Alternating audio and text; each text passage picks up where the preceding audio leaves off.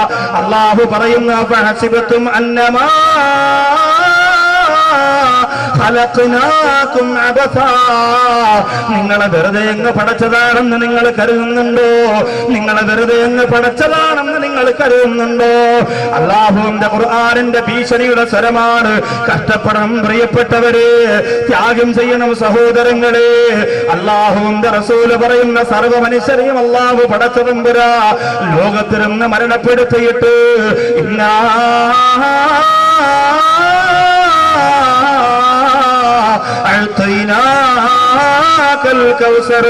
പരലോകത്തിനേക്ക് അല്ലാഹു തരുന്ന അനുഗ്രഹങ്ങൾ മാത്രമാണ് എന്റെ മനസ്സിന്റെ സമാധാനമെന്ന് അല്ലാഹുവിന്റെ റസൂൽ സഹാബത്തോട് പറഞ്ഞുകൊണ്ടിരിക്കുന്നു.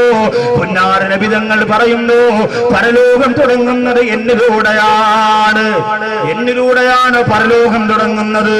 ദുനിയാവ് മുഴുവനും തകർന്നടിഞ്ഞു പോയാ കുല്ലു മൻ അലൈഹാ ويبقى وجه ربك ذو الجلال والإكرام.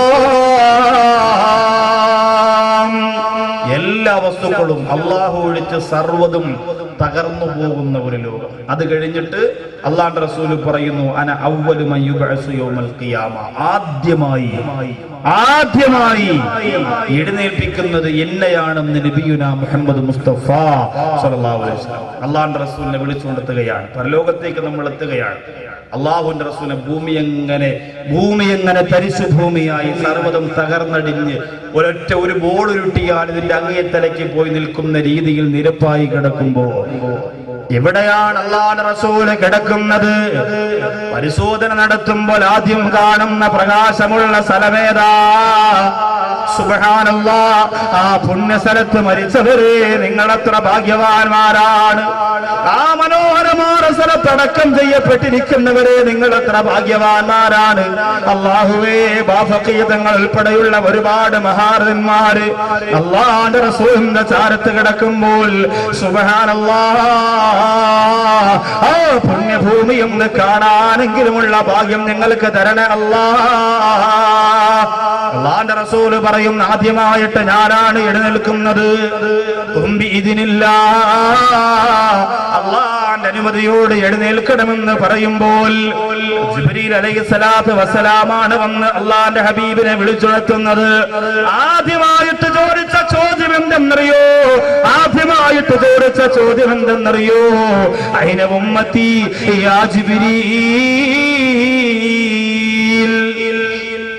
എന്റെ സമുദായം എവിടെയെന്ന് നബിയുനാ മുഹമ്മദ് മുസ്തഫ ആദ്യത്തെ ചോദ്യം അതാണ്. എന്റെ സമുദായം എവിടെയെന്ന് അല്ലാഹുവിന്റെ റസൂൽ സല്ലല്ലാഹു അലൈഹി വസല്ലം തങ്ങൾ ചോദിക്കുകയാണ്. ജിബ്രീൽ അലൈഹിസ്സലാത്തു വസ്സലാം പറയുന്നു, നബിയെ, സമയമായി, അങ്ങയുടെ സമുദായത്തെ പരലോകത്തേക്ക് കൊണ്ടുവരാ സമയമായി. ഉഖ്റുജൂ ഇലാ മഹ്ശർ, ഖബറിന്റെ ഉള്ളറയിൽ നിന്ന് വല്ലപ്പുഴ അടക്കിയവരും പൊട്ടച്ചിറയിൽ അടക്കിയവരും പട്ടാമ്പിയിൽ അടക്കിയവരും പെരിന്തൽമണ്ണയിൽ ഖബറടക്കിയവരും മലപ്പുറത്ത് എറണാകുളത്ത് തൃശ്ശൂർ തിരുവനന്തപുരത്ത് അടക്കപ്പെട്ടവരെല്ലാം ഖബറിന്റെ അകത്തിരുന്ന് എഴുന്നേറ്റ് വരികയാണ്. യൗമ യഖൂമു റൂഹു വൽ മലായികതു സഫാ,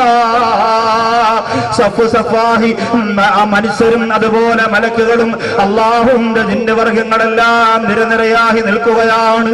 യൗമ യഫ്റുൽ മർഉ മിൻ അഖീഹി ഉമ്മിഹി വബീ, ഉമ്മായ നോക്കാ മക്കൾക്ക് കഴിയുന്നില്ല, ഉപ്പായ നോക്കാ മക്കൾക്ക് കഴിയുന്നില്ല, സഹോദരങ്ങളെ നോക്കാൻ സഹോദരിമാർക്ക് സാധിക്കുന്നില്ല. കുടുംബത്തിന് വേണ്ടി കട്ടപ്പെടുമ്പോ നിസ്കാരം മറന്നവര്, അല്ലാഹുവിനെ മറന്നുകൊണ്ട് ഉമ്മയെ നോക്കിയവര്, പടച്ചോനെ മറന്നുകൊണ്ട് കൂടപ്പുറപ്പിന് വേണ്ടി ജീവിച്ചവര്. അതുപോട്ടെ, ഇന്ന് കൂട്ടുകാരന്റെ കല്യാണത്തിന് പോകുമ്പോ നിനക്ക് നിസ്കാരമുണ്ടോ? ഇന്ന് കൂട്ടുകാരന്റെ വീട്ടിൽ ഫംഗ്ഷൻ നടക്കുമ്പോ അല്ലാഹ് നീ മറക്കുന്നില്ലേ? നോക്കുമോനെ, പടച്ചോന്റെ ഖുർആൻ പറയുകയാ, ഉമ്മാടെ ഭാഗത്ത് നോക്കാറ്, ഉപ്പാടെ ഭാഗത്ത് നോക്കാറ്, മക്കളെ നോക്കാറ്, സഹോദരങ്ങളെ നോക്കാറ്. യൗമ യഫ്റുൽ മർഉ മിൻ അഖീഹി ഓടുകയാണ്. എല്ലാവർക്കും അവരവരുടെ കാര്യമുണ്ട്. പൊട്ടിക്കരഞ്ഞുകൊണ്ട് നബി തങ്ങളുടെ മുമ്പ് വരികയാ. എന്നിട്ട് പറയുന്ന നബിയേ, പരലോകത്തെ കുറിച്ച് ഖുർആൻ പറഞ്ഞതിൽ ഒരായത്തിൽ എനിക്കൊരു സംശയമുണ്ട് നബിയേ, അതൊന്ന് വിശദീകരിക്കണം റസൂലേ. അല്ലാഹുവിന്റെ റസൂൽ ചോദിക്കുന്ന പറയുക, മുആദ് റളിയല്ലാഹു അൻഹു പറഞ്ഞു കൊടുക്കുകയാ, യൗമ യുൻഫഖു ഫിസ്സൂർ വതഅതൂന അഫ്വാജാ. അല്ലാഹുവിന്റെ പരിശുദ്ധ ഖുർആനിലെ ഒരു ആയത്താണ്. ഖുർആൻ ഓടി വരുന്ന നമുക്ക് കാണാൻ കഴിയുന്നതാണ് പ്രിയപ്പെട്ടവരെ. യൗമ യുൻഫഖു ഫിസ്സൂർ ഫതഅതൂന അഫ്വാജാ. സൂറെന്ന കാഹളത്തിൽ ഊതപ്പെടുമ്പോൾ സംഘം സംഘമായി ജനങ്ങൾ ഖബറിന്റെ അകത്ത് എഴുന്നേറ്റ് വരുമ്പോൾ നബി തങ്ങളോട് പറഞ്ഞു, ഈ സംഘം സംഘമായി വരിക എന്ന് പറഞ്ഞാൽ എനിക്ക് അറിയില്ല നബിയെ, ഒന്ന് പറഞ്ഞു തരണം. മുആദ് റളിയല്ലാഹു അൻഹു നോക്കുമ്പോൾ അല്ലാഹുവിന്റെ റസൂൽ തല ഇങ്ങനെ കുനിച്ചു വെച്ചു. മുആദ് റളിയല്ലാഹു അൻഹു മുത്ത് നബി തങ്ങളുടെ ദാടിയുടെ ഭാഗത്തേക്ക് വിരൽ വെച്ചിട്ട് ഇങ്ങനെ ഉയർത്തി നോക്കുമ്പോൾ ഫബകാ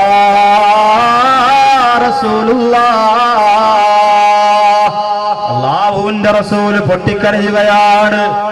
എന്നിട്ട് പറയുന്നു, മുആദേ സൽതനി അൻ അംരിൻ അദീം, ഒരു വലിയ ഗൗരവമുള്ള കാര്യമാണ് മുആദേ നീ എന്നോട് ചോദിച്ചിരിക്കുന്നത്. വളരെ ഗൗരവമുള്ള ഭയപ്പെട്ടു പോകുന്ന ഒരു കാര്യമാണ് എന്നോട് ചോദിച്ചിരിക്കുന്നത്. അല്ലാഹുവിന്റെ റസൂൽ പറയുന്നു, തുഹ്ശറു ഉമ്മത്തി അലാ 12 സിൻഫാ.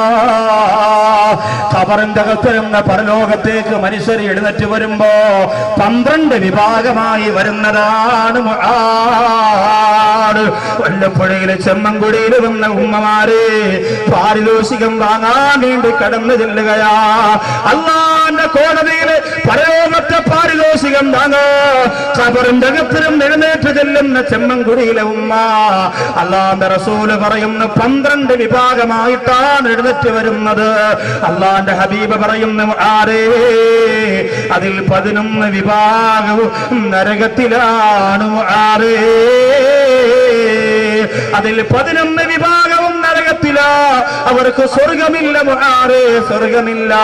12ാമത് വരുന്ന ഒരൊറ്റ വിഭാഗത്തിന് മാത്രമാ സ്വർഗമുള്ളത്. അല്ലാഹുവിന്റെ റസൂലിന്റെ മുമ്പ് ഇരുന്നു കൊണ്ട് മുആദ് റളിയല്ലാഹു അൻഹു കരയാ തുടങ്ങുകയാ. ചെമ്മൻകുഴിയിൽ വന്നിരിക്കുന്നവരെ, പടച്ചോന്റെ കോടതിയിൽ സ്വർഗം വാങ്ങാൻ ചെല്ലുന്ന 12ാമത്തെ വിഭാഗത്തിലല്ലേ നമുക്ക് പെടാനുള്ളത്. അതിന് സീരിയൽ കണ്ടുകൊണ്ടിരുന്ന പറ്റൂല്ല, സിനിമ കണ്ടുകൊണ്ടിരുന്ന പറ്റൂല്ല, പൂരപ്പറമ്പിൽ കറങ്ങി നടന്ന പറ്റൂല്ല, ന്യൂ ഇയർ ആഘോഷിച്ചുകൊണ്ട് അടിച്ചു പൊളിച്ച പറ്റൂല്ല.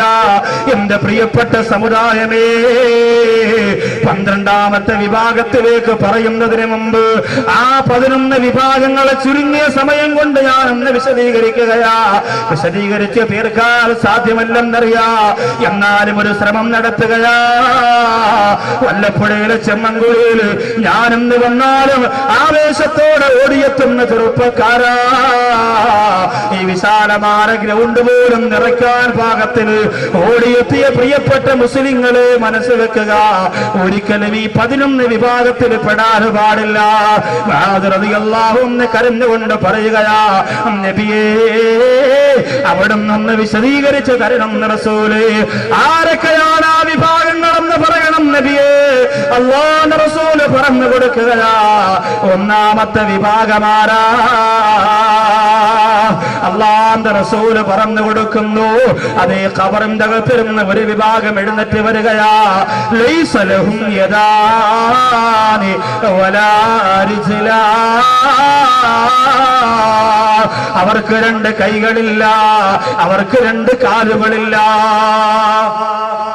1ാമത്തെ വിഭാഗം 2 കൈയില്ല, 2 കാലും ഇല്ല.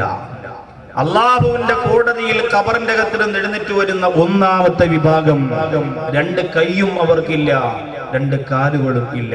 അടക്കുമ്പോൾ 2 കൈയുമുണ്ട്, 2 കാലുമുണ്ട്. വല്ലപ്പുഴയിലും പൊട്ടച്ചിറയിലും പട്ടാമ്പിയിലും പെരിന്തൽമണ്ണയിലും ചെറുപ്പുളശ്ശേരിയിലും ഒക്കെ ഈ മയ്യത്ത് കൊണ്ടുവന്ന് പള്ളിയുടെ ഖബർസ്ഥാനിലേക്ക് ഇറക്കി വെക്കുമ്പോൾ മക്കളൊക്കെ കണ്ടതാണ്. 2 കൈയുണ്ട്, 2 കാലുണ്ട്, സർവ്വവിധ ശരീരത്തിന്റെ അവയവങ്ങളുണ്ട്, അംഗവൈകല്യങ്ങൾ ഒന്നുമേ ഇല്ല. പക്ഷെ ഇവിടെ ഖബറിന്റെ അകത്ത് നിന്ന് എഴുന്നേറ്റ് വരുന്ന ഒന്നാമത്തെ വിഭാഗം ലൈസ ലഹും യദാനി വലാ അർജലാൻ, അവർക്ക് 2 കൈകളും ഇല്ല, 2 കാലുകളും ഇല്ല. അല്ലാഹുവിന്റെ റസൂലിനോട് മുആദ് റളിയല്ലാഹു അൻഹു കരഞ്ഞുകൊണ്ട് പറയുന്നു, നബിയേ, അവരെന്ത് തെറ്റ് ചെയ്തതിന്റെ പേരിലാണ് അള്ളാഹു അവരെ അങ്ങനെ കൊണ്ടുപോകുന്നത്? എന്ത് തെറ്റ് ചെയ്തതാണെങ്കിലും നബിയേ, ആ തെറ്റ് മുആദിന്റെ ജീവിതത്തിൽ ഉണ്ടാവൂല റസൂലേ. അത് എന്ത് തെറ്റാണെങ്കിലും മുആദിന്റെ ജീവിതത്തിൽ ആ തെറ്റില്ല നബിയേ. എന്റെ ചെമ്മൻകുടിയിൽ വന്നിരിക്കുന്ന വിശ്വാസിനികളോട് ചോദിക്കട്ടെ, നിങ്ങൾക്ക് തീരുമാനമെടുക്കാൻ പറ്റുമോ?